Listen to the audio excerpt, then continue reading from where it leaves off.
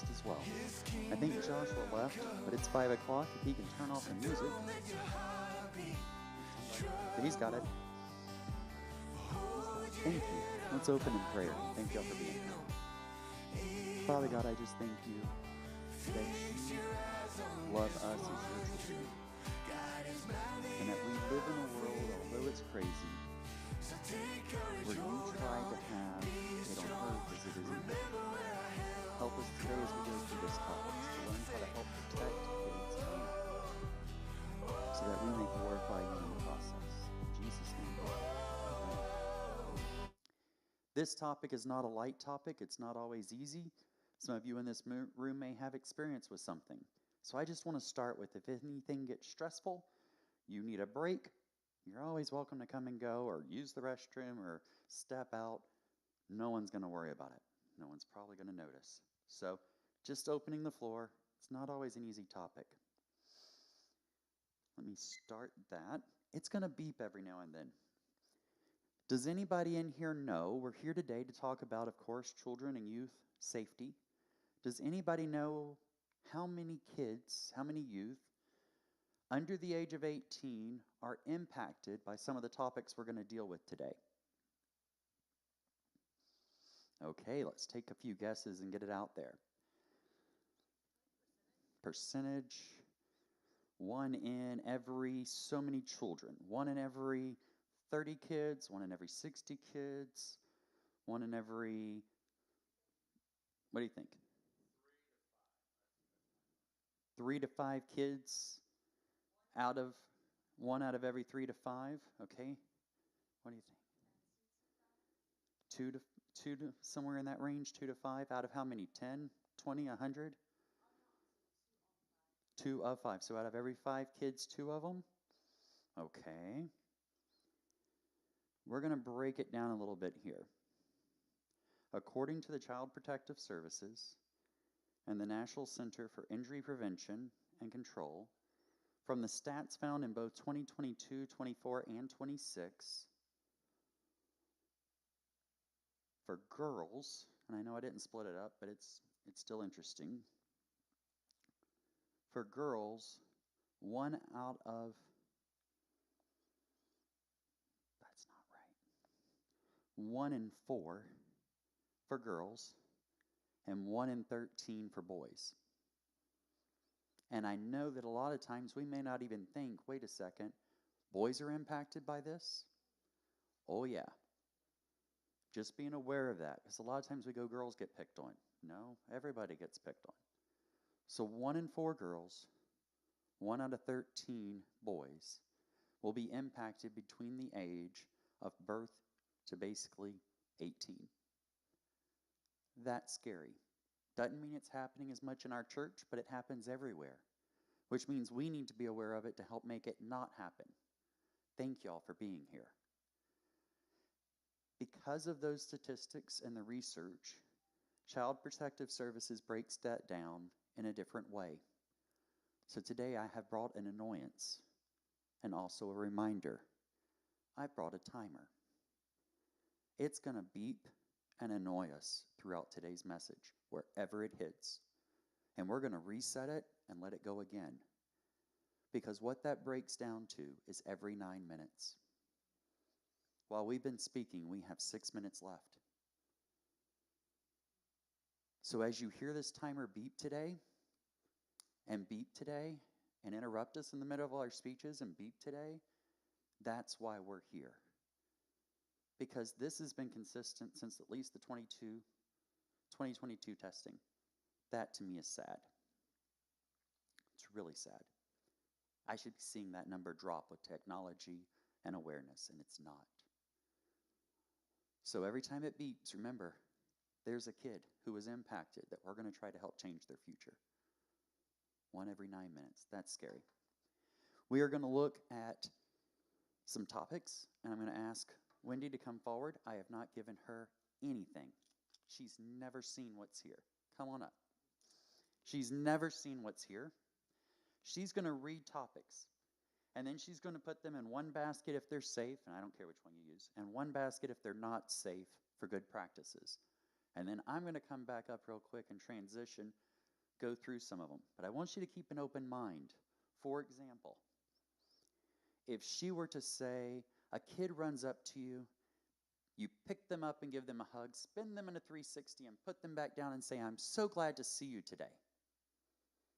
The parents are right there, they're happy. The kid's happy, and they're right in the middle of the church lobby. Was that okay? Safe? Or not okay? Unsafe? So as you hear the scenarios, sure, anything could be or not be, but think about it and give it some thought. Then we'll come back and review. Wendy? All right. So I just read this. You're going to hold it up for me? Oh, okay. You guys decide. All right. This is your interactive workshop. Full frontal hugs. No? Not safe. We're going to put no saves here. Let me see if I remember which one is the basket for the not saves. Kisses on the mouth. Not safe.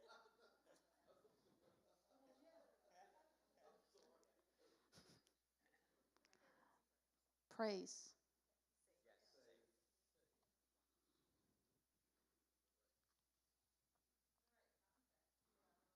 safe. Piggyback rides. Not safe. Wrestling.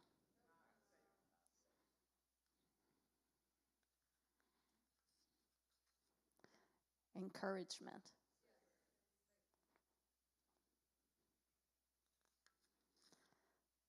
Showing affection in isolated areas such as unused classrooms or automobiles. Compliments. Yes, sure. Allowing a child to cling to a worker or volunteer's leg. Did they ever do that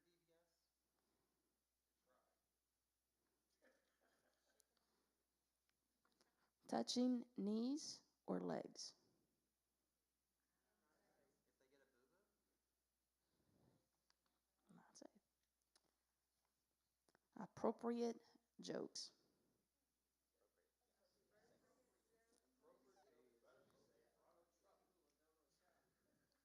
Okay. Holding hands with smaller children in escorting situations. Safe.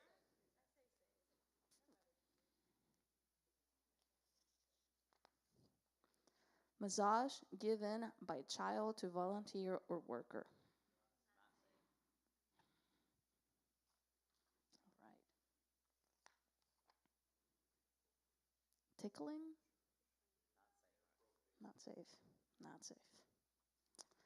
All right. Touching hands, shoulders, and arms.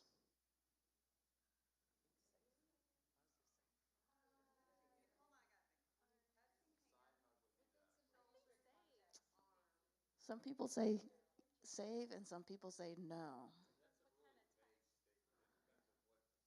It's good to see you today. To a child. All right, so yes? Yes, okay, safe. All right. Verbal praise.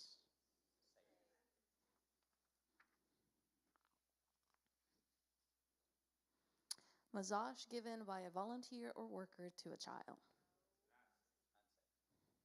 Not safe. High fives.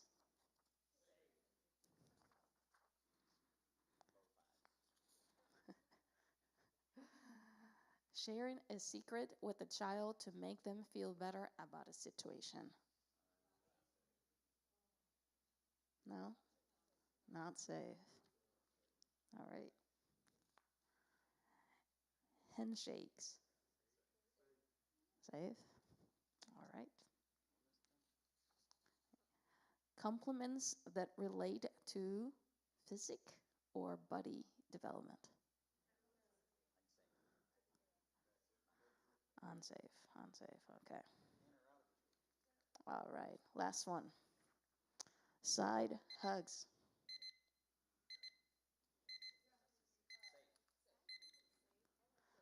Safe. Diana is doubtful there, but oh yeah, safe. All right. Thank you. Everybody, round of applause for Wendy.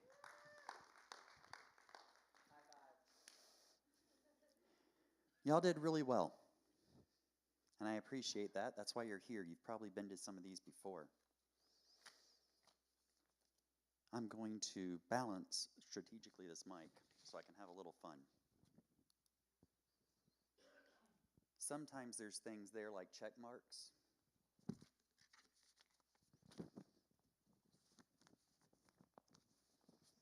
Sometimes there's things there like X's, saying it's unsafe, that we just don't see. We think we know something, but there might be something there we're just not quite seeing.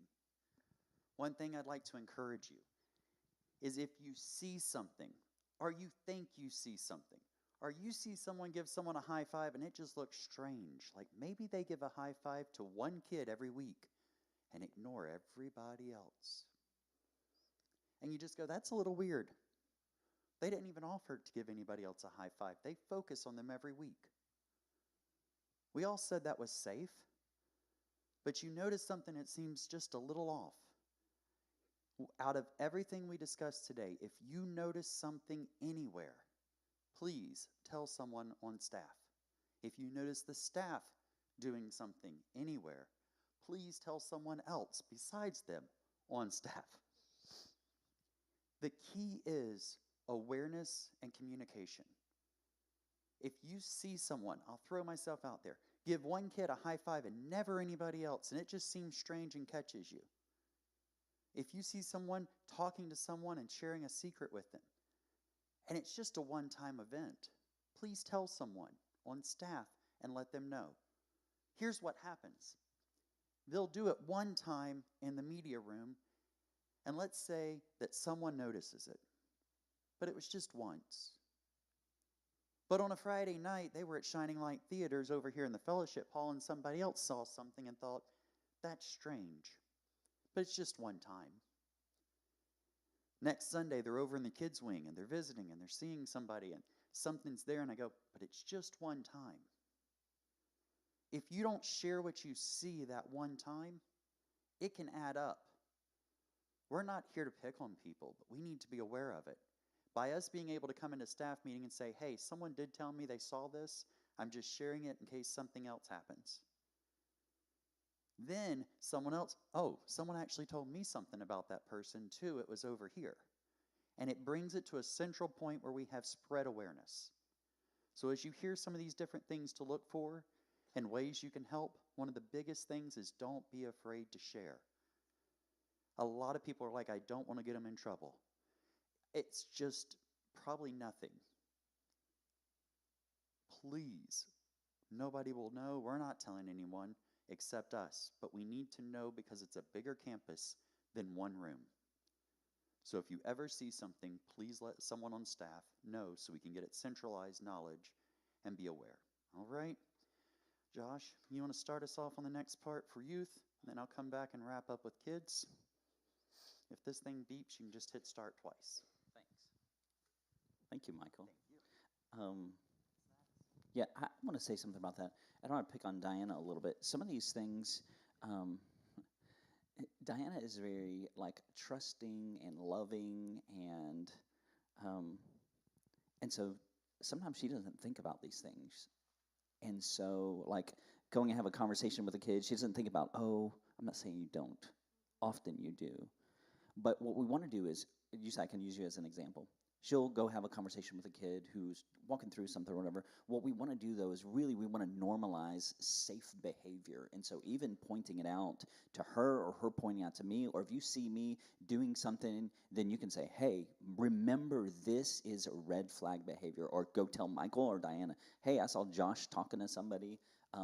Remind him this is our standard. So one of the things we were talking about is social media or messaging, and this is one thing we're doing is not messaging with youth, making sure that we loop somebody in on that. And so this is a standard that we are setting. And it's easy when we have kids, when I have kids who are my nieces and my nephews or kids that I've known a long time, it's tough sometimes to remember that because the relationship is complicated, right? But what we want to do is we want to provide safe boundaries for all of us so that the kids know also, hey, I've got one of my youth leaders that's messaging me privately, and it's innocent right now, but I want to make sure that we keep safe barriers, and so even them to let us know. Okay, that wasn't on my thing.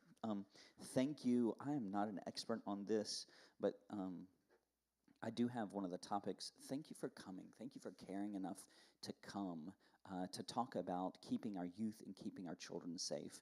We are implementing a new policy, which we'll give you all a copy of it at some point. I am not an expert. I have worked in kids ministry. I've worked in youth ministry. I'm actually still working in youth ministry. I also was worked in a couple of children's homes in Nicaragua, and so we've worked in and around children for a long time. We want to teach good behavior. We want to teach good boundaries. Sometimes you just don't know what to do in some of these situations, and so bringing in us as a team kind of having a good idea, knowing what we do, it will help us also to be able to help one another out in some of the situations. Okay, I have 3 learning objectives here. One is to identify red flag behaviors that fall outside of the acceptable zone. These aren't things like child abuse. These are easy, right, to see. But red flag behaviors are ones that we should perk up and we should notice and we should say, hey, this is not our best practice here. This is against our policy. So that's the first one. Second, how to manage high-risk situations where abuse is more likely to occur. And then 3, to respond to and report red flag behaviors and suspected abuse with confidence. Okay, so that's one of the 3 things. Michael talked a little bit about how common child abuse is. It's more common than you think. Churches are soft targets because we're trusting and we're loving, and sometimes we're short-handed, and so we want to love kids and we want to love people, and so it's easy. Some perpetrators recognize churches as soft targets. We had a church just up the road that had an issue where somebody hid a camera in a bathroom, and man, it was like, you're looking at me. Do you remember this? Is the last year or the year before that? I mean, it's a terrible situation, right? So we want to make sure that we are not a soft targets and that we protect our kids, and protect you all as well. Okay, offenders need 3 things to perpetrate abuse. They need access to, they need privacy with, and they need control over children or youth. So access is the first condition. Offenders often will do whatever is necessary to gain access to children. Maybe it's babysitters, maybe it's camp counselors or church volunteers. So this is access. Privacy, so this is why we make sure that we're not alone with kids, and make that part of our policy. Privacy and then control. If you're a teacher in a class or you're one of the leaders of the class, that automatically gives you a way of control. One way offenders gain control is by manipulating children and adults into thinking they are good people. Access, privacy, and control. All right, this might be surprising, but youth-serving organizations such as ourselves are just as likely to have an incident of youth sexually acting out or abusing other youth as an incident of adult to youth abuse. So this is one of the things we want to keep an eye on as well. Not only adult to youth, but also youth to youth. And so we have issues sometimes where on Wednesday night it's dark and kids are running around behind the shed. This is why we want to make sure that we're aware of where the kids are at all time.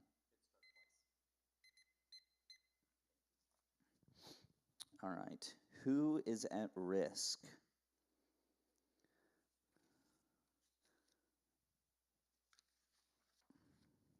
Can't.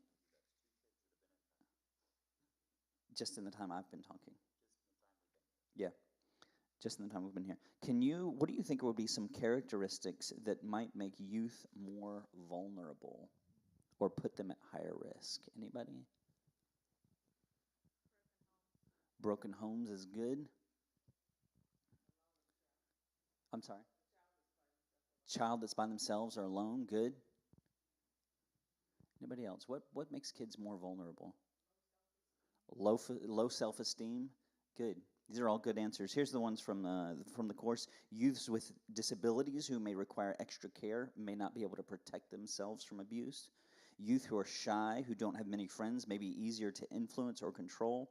Youths with behavior problems may be isolated from other youth and making them more vulnerable. And then even if they do disclose abuse, they're less likely to be believed. These are kids who have behavior problems, or like you said, Diana, youth who do not have positive adult-parental relationships. These are not all-inclusive.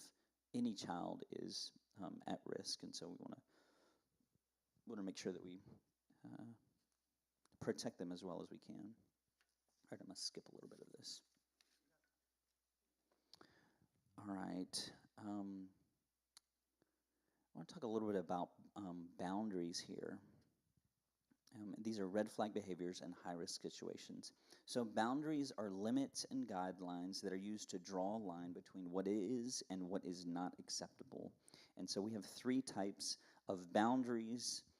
Offenders will cross boundaries with children and youth prior to abuse, and this is to desensitize them and test the boundaries. And experts call this grooming. So there are three types of boundaries: physical boundaries, emotional boundaries, and behavioral boundaries. So physical boundaries, an offender may test physical boundaries by touching a youth in acceptable ways, like sitting next to them, giving high fives, patting on the back, side hugs. Once they become comfortable, a perpetrator or an offender may gradually increase the frequency and types of physical contact. Sitting next to a youth might evolve into the youth sitting on the offender's lap. Pat on the back may evolve into a back massage. Physical boundary violations can be subtle before the youth realizes what is happening. The perpetrator may have gone too far. This is why something what Michael said of, man, keep an eye if it's somebody who is just showing attention just to a single child. I high five just the one child, or maybe I just hug the one child. So these are physical boundaries. Emotional boundaries, we talked a little bit about this in these as well. An offender may test emotional boundaries by spending an excessive amount of time with a youth to make them feel special or loved. They may share personal information to make the youth feel that they have a special bond or relationship. An offender may even act possessive or jealous when a youth spends time with others. So these are emotional boundaries. And then behavioral boundaries. An offender may test behavioral boundaries by manipulating youth to do things that they would not usually do. Keep secrets, lie to their parents, use drugs or alcohol, watch pornography. The youth may think of the offender as a cool friend who treats them like a grown-up.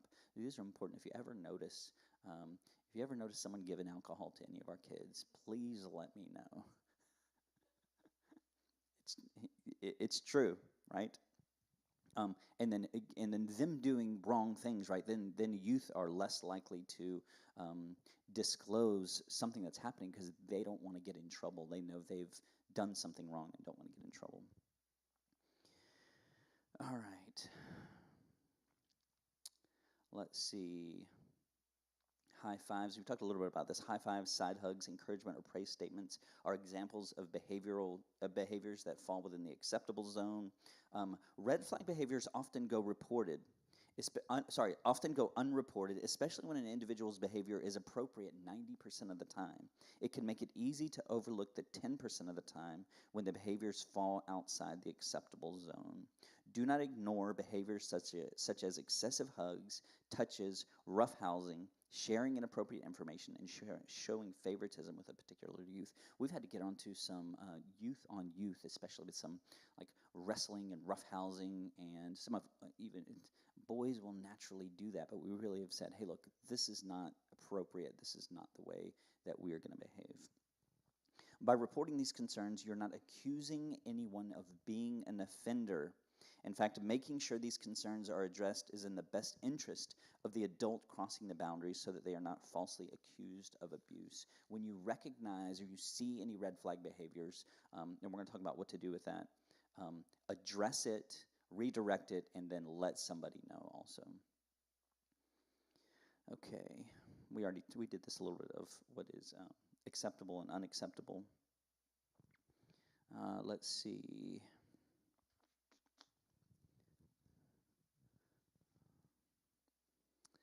adult to youth red flags. Not all red flags look the same. They can often differ based on the age of the offender. So it's important to be able to differentiate a variety of red flags. Examples of adult to youth red flags can look like a volunteer acts more like a youth than an adult role model, so maintaining that distance. Hey, you're helping with the youth, you're not a youth. Or, hey, you're helping with the kids, but you are not of the same level as the kids. You are a leader here. One of the ways we do that is to maintain a distance in age, so it's not kids that are too close together. We have some age distance there, so they can be leaders. Talks to minors privately through social media, and I talked about that a little bit. Someone should be able to see it, right? It shouldn't be private. A coworker meets it with kids in private with the door closed, frequently tickles and hugs youth, or makes inappropriate comments or jokes. All right. Youth to youth red flags would be using sexualized language or behaviors, taunts or harasses other youth. Some of these there's some gray area here, but really we want to make sure that we protect our kids. Violating others' boundaries, dominating other youths, or avoids adult supervision. Are you thinking of some kids right now, Diana? Yes, me too. Okay, youth to youth prevention tips. Here are some tips to help prevent youth to youth abuse. Group children together by age. If possible, children groups should be no more than 2 years apart in age. So we, youth, have them all together, but then we divide them into smaller groups where they're in smaller groups talking together. If a child makes explicit remarks or gestures, supervise them closely to ensure that their interaction with other youth is appropriate. If you observe a child who displays sexualized behaviors, immediately notify your supervisor. This is a red flag. This is a warning sign here. Let's see, some locations, here's high-risk locations. Some locations and activities can be difficult to supervise, creating a higher risk for inappropriate behaviors or abuse. High-risk location activities make it challenging to restrict access, privacy, and control. High-risk locations include bathrooms, locker rooms, stairwells, empty rooms, and areas with obstructed views, such as playground equipment with mazes or tunnels, or rooms without windows. These are areas that we just need to be aware of where our kids are. I think the bathrooms back in the kids' wing are for kids only, and so no adults go back in, are allowed to go in there. When the kids are in, I think we have a mirror just to be able to see who's going in and out. Okay, in addition to high-risk locations, there are also high-risk activities. These are programs, activities, and times that may increase the risk of abuse. Unstructured or free time before or after program, transporting youth to and from activities, overnight activities.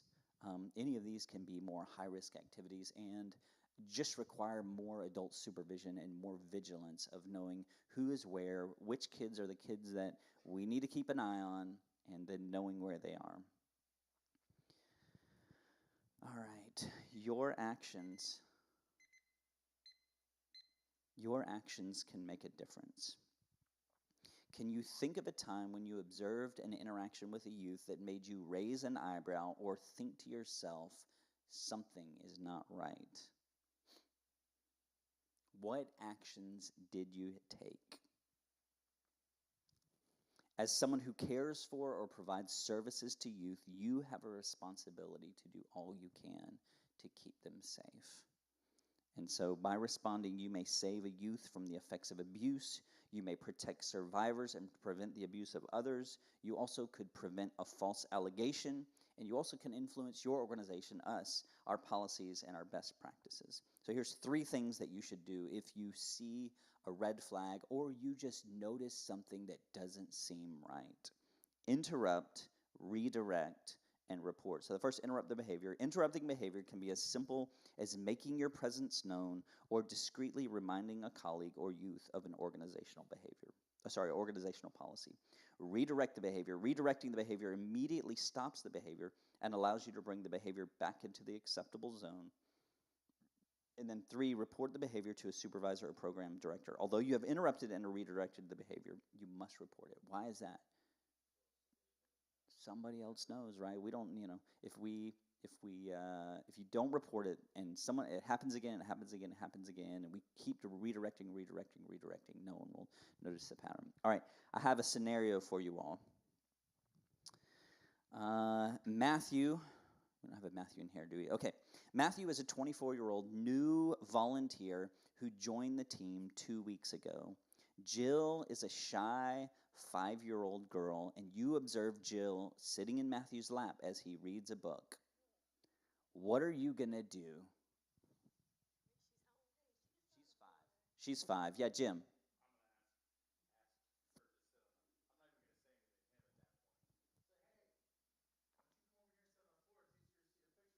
Okay. Good. So redirect, right? Hey, we're gonna get him or get Jill off of his lap. Good. Anybody else? Good answer. Okay, good. Yeah, yeah, that's good.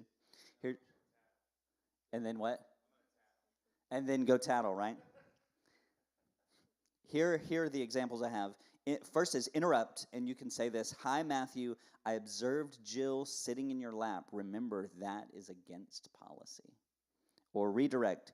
Hi, Matthew. It's great to see you reading a story to Jill. Why don't you have her sit next to you so others can enjoy the story as well? So good. These are good answers. Let's do when we notice a red flag behavior, interrupt or redirect it then. Okay, we got another scenario. This is a youth to youth scenario. Elizabeth is an outgoing 10-year-old girl who has been in the program for 2 years. Amanda is a creative teenager who is new to the program. You observe them in a corner using the nap time blankets to build a fort where they cannot be seen. How would you respond to this?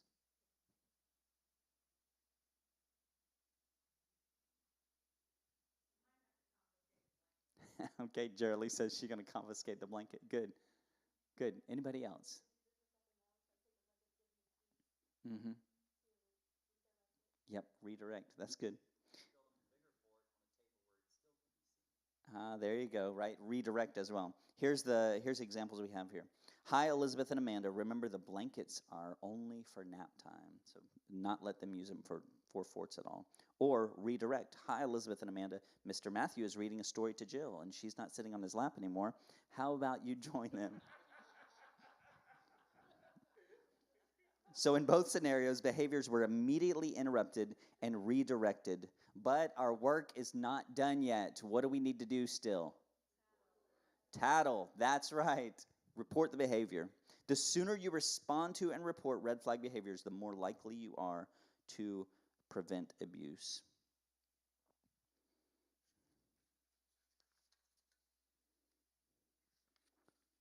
Okay. Don't notifying about red flag behaviors. Don't talk yourself out of it. Don't minimize or rationalize red flag behaviors you may witness. Notifying your supervisor of red flag behaviors is just as important as reporting suspected or known abuse. I want to read that one more time. Notifying your supervisor of red flag behaviors is just as important as reporting suspected or known abuse. Reporting red flag behaviors and known abuse is critical and may prevent harm to a child. All right, what are some barriers to reporting? Why might you not report red flag behaviors? You could overthink it. Good answer, Neeby. You're related to them. Thank you, Clara. Or you're friends with them. Good. Yeah, Jim.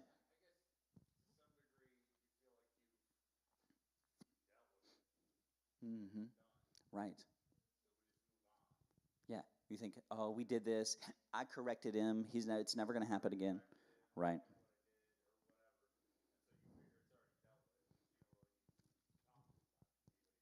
Yeah.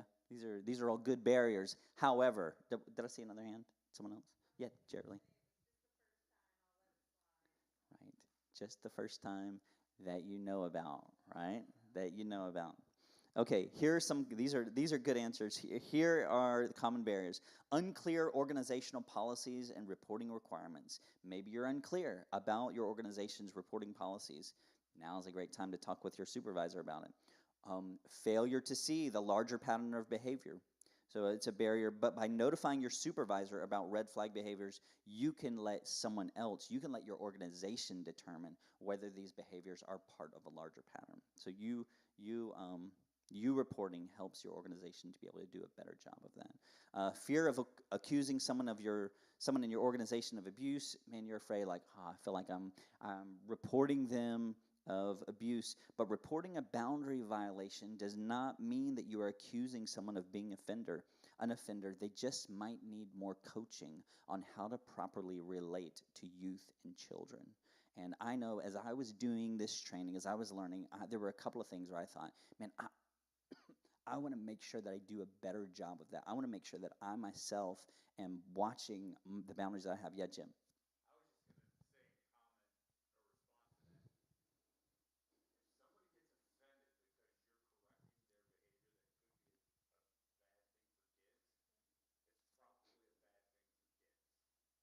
Yeah.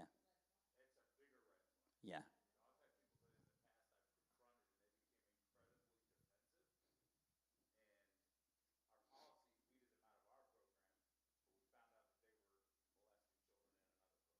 Yep.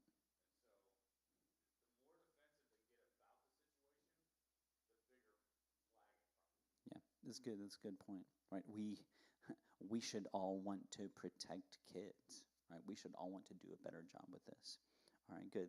Other common barriers. Thank you, Jim, for saying that. Other common barriers include fear of confrontation and/or retaliation. I don't want them to know that I tattled on them, or not feeling supported by leadership or colleagues. But reporting is critical. Always err on the side of caution and report red flag behaviors or suspected abuse. I want to do two more things. I want to do responding to disclosures of abuse, and then I'm just going to do a little sum up. Um, there might be a time when a youth comes and talks to you about abuse or talks to you about something that happened to them. So I'm going to, it might just be a vague comment about not feeling safe around a particular person or place, or they may directly tell you that somebody is hurting them. First of all, I want you to just imagine how difficult it must be for them to disclose that. And then I'm going to give you a couple of steps. The first step you should take if a child discloses abuse to you is to remain calm.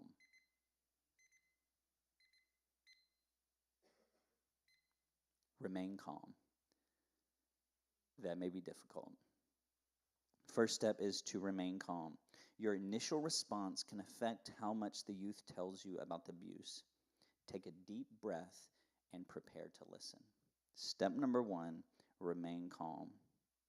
Number two, as you listen, focus on the details of what the youth is sharing and show compassion. This is not the time to pass judgment or criticism. Simply listen and believe what the youth is telling you. It's not your job to judge. It's not your job to tell them how they should have done it better. Listen and listen to the details. Next, reassure the youth that disclosing is the right thing to do and thank them for being brave enough to share their experience with you. You can also reassure them that they did nothing wrong and ask how you can help them to feel safe.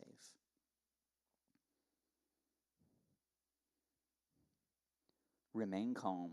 Listen to the details, reassure them, and as soon as possible, document what the youth told you. Write down all the details you can remember. Document the conversation. This is actually something, sometimes when I'm on the phone with people, especially if it's a difficult conversation, I usually listen with my earbud, and often I'll take notes on my phone, on my computer while I'm talking to them, because these are things. If it's my coach, I want to remember what he's saying, but if it's a difficult conversation, I want to remember the details as well, so I can go back and look. Document as soon as you can what the youth told you, and then the final step is number 5. Report it. Yeah, you got it. All right. Summary. Remember, it's not always the scary-looking stranger lurking in the shadow that abuses children. 90% of child sexual abuse is perpetrated by someone known and trusted by the youth or the youth's family members. Offenders must have 3 things to perpetrate abuse: access to youth, privacy with youth, and control over youth. Youth to youth sexual activity or abuse is just as likely as adult to youth abuse. Okay, we want to monitor high-risk activities and locations, such as unstructured free time, bathroom stairwells, areas with obstructed views.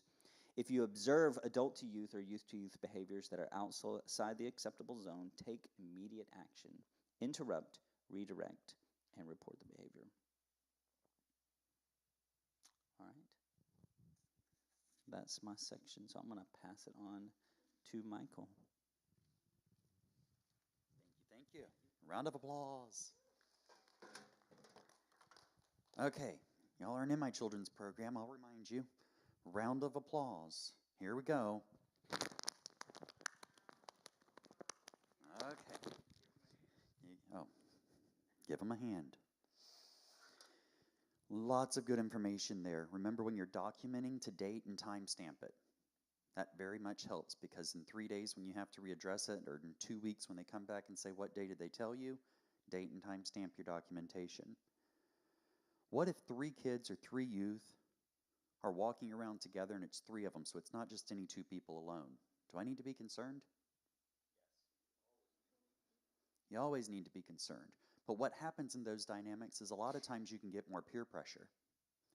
2 of them could peer pressure 1 of them, and you can have an issue. So see everything. Not calling out any names, but I too went through this training, really enjoyed it. Saw 3 youth out there on the soccer field playing. Next thing I know, they've gone through the ditch and they're walking behind our storage shed. So I could go, well, I'm watching these 23, but the parents are sort of here and everyone else is around and their parents right over there, and they're just... But I grabbed a flashlight and I went around the building and I looked for wasp nest along the building. As soon as they saw me come around the corner, they chose to go back over to the other side. Never had to say a word. So was I done?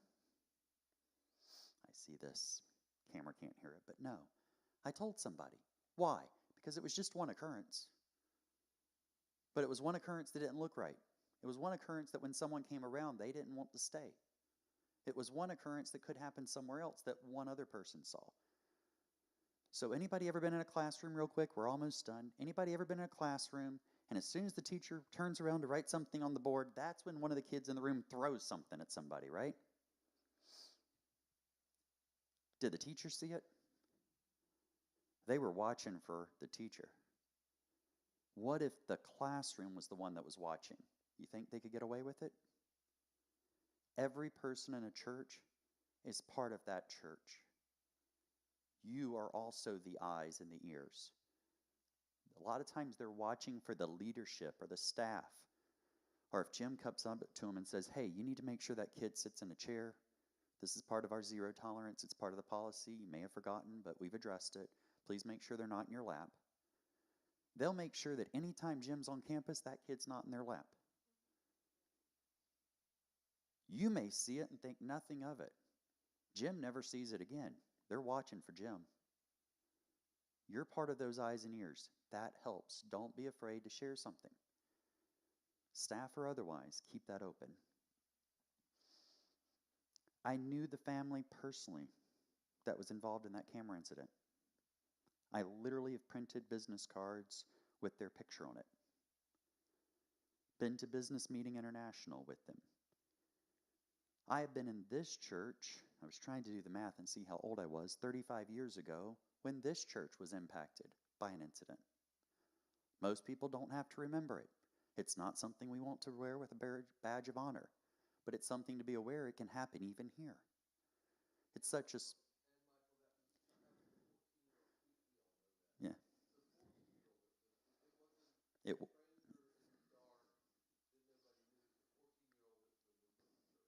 And somehow I'm my third cousin or something. I'm related to him. It's a small world. It can happen. 90 and still love the family. Just things would happen. Their parents were serving. The kid had too much access and nobody was watching. Again, your eyes and telling somebody are the best defense, because it helps to prevent things from building. Most abusers hurt more than one child. So if you see something that's wrong and go, oh, it's just them, and you see it and don't tell, There may be other issues going on somewhere else that's much worse, but because we didn't address it, nobody saw it. So most abusers, they don't just stop at one. We have an amazing, about 4.5 hour, you've seen a snippet, 45 minutes. It's about 4.5 hours of professional training on all sorts of topics, from youth prevention, reporting, from staff and what they have to do. We've paid for it. We have 25 seats a year roughly. We've got about 20 of them left. If your family says, hey, we would like to get one of those spots, go through the training, we would like this extra information, we want to learn stuff like this, please let me know. I'll send you an email. You'll have a login. Come next year when it renews, we'll let someone else watch it if they like, or you can go through it for a refresher. But it's there. Doesn't cost me a penny extra to let someone have that access. So if you go, I'm interested in more info, let me know. I'll get your email, send you a login. I've sent it, and some people never got it. We're working on figuring out how to get it to resend that, but we're working on it. So, in wrapping up, 82% of females, 18% of males before the age of 18. That's scary. Most abusers hurt more than one. Additional training is available. It's people you know and see every day, right here among us. No one's above it. If you see something, please share it.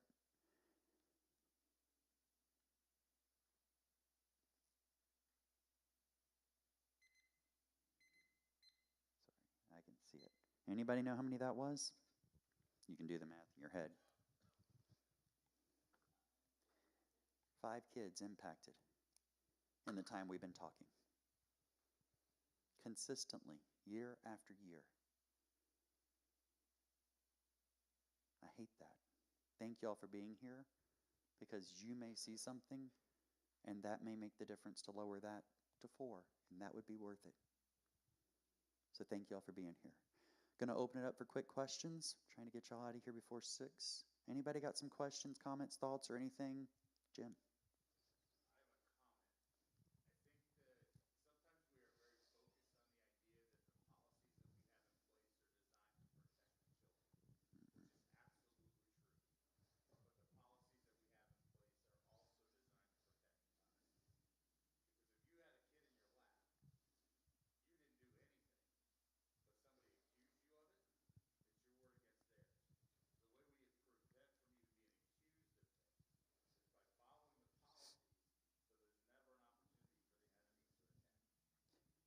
The policies help to prevent, but yes, yes. And yes, it protects us to having a second person in the room, a second adult. My dad used to tell me, because he got trained from Bell South, he said, never around any kid do anything without another adult present. Because if, and this was his scenario, if their father is picking on them and doing something wrong, they are not going to accuse the father. But if you walk up there and give them a hug and they put you as the association, they could accuse you because they're wanting help, but don't want to point at the actual accuser. Then you're guilty by association of something that didn't involve you. But if you've got a second person that was in that room that goes, we were both there 24/7, there's no way he had opportunity to do that. And that's part of where we're trying, even with like our preschool. My dream and vision is for 4 to 6 people to sign up for 2 weeks at a time. I want 2 weeks. I want someone to come in on week 1 and week 2.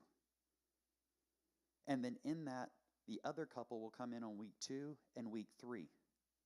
And that way you're only serving 2 weeks at a time, but you saw what they did the previous week when they were sort of leading and you were watching and helping.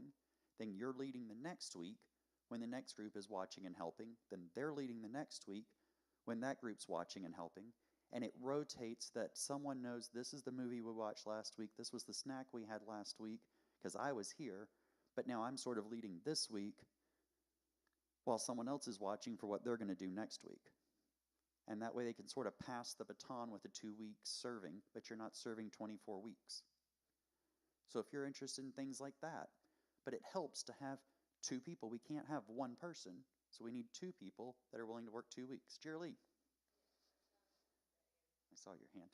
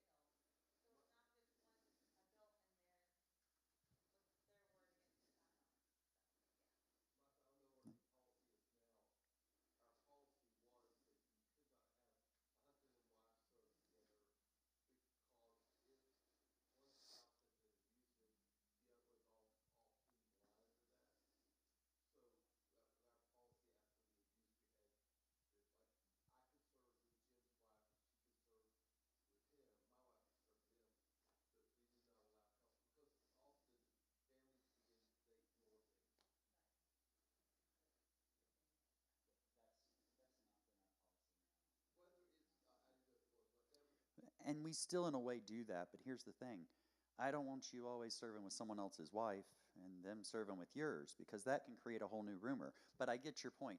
What we do try to do is, yes, like Jerry Lee comes in and leads the memory verse of the week, but I'm there, Mr. Lonnie's there. So then we've got 3 adults. So it's not that a couple couldn't serve together, but they're not alone.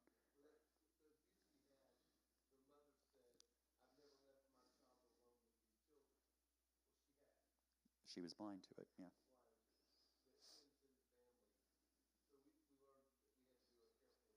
And also, if we do have, let's say Jerry and I are serving, then I want another youth permanently in that room with us that week as well. So that it's not just our word. We do have someone else that's a third party that's not part of the kids program. But a lot of times we don't mix them. But I don't want a husband and wife to think they can't serve. I'm just probably going to have 3 people in that room is the goal. Because we work well together, my wife and I, but at the same time, I want Mr. Lonnie in there. I want Mr. Michelle in there. That would solve it. So it's not so much that you can't work with your spouse if you like to. Gary and Veronica may want to work a week in preschool. We'll throw another adult in there, and they've got plenty of hands. So Wendy doesn't want to do media every week. We'll just she loves preschool. Inside joke. So, but yes, that is, and it is. And even just having 2 people that are around, we can be blind to other people's faults. Love is blind. And I love her, so I wouldn't see anything she did wrong. But yeah.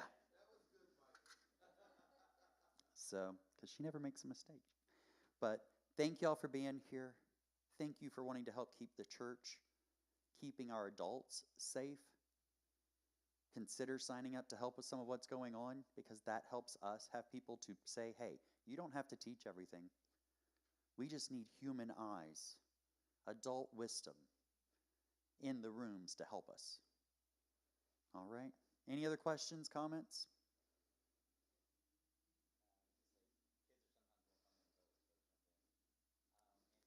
And youth are sometimes more fun than kids. So.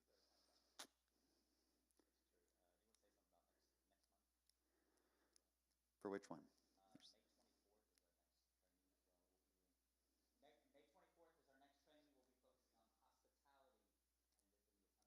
Hospitality, May 24th for the recording. Yes. I'm going to close this in a quick prayer. Father God, I thank you that you have things in place to help keep us safe. And as much as you could have kept Jesus safe from being on that cross, you sacrificed your son for our lives. That could not have been easy. I thank you for his death, burial, and resurrection, and you raising him from the dead that we can live with you forever. Help us as we share that message in this church to keep these kids safe from harm, from mental or verbal abuse, not just physical, but to help them grow in understanding of your love and sacrifice for us. And help us to share that with the world. In Jesus' name, amen.